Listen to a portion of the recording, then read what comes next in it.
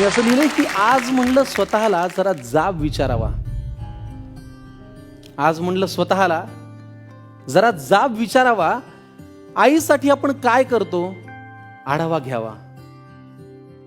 आपण पहाटे उठलोय आई दुपारी, असं कधी घडलंय? आपण जेवायच्या आधी आईचं ताट आपण कधी वाढलंय? बरं, तुम्ही घरी येताना विनाकारण आईसाठी काय आणता? तुम्ही घरी येताना विनाकारण आईसाठी काय आणता? बरं तुम्ही सांगा, तुमच्या स्वतःच्या आईचा फेवरेट कलर कोणता?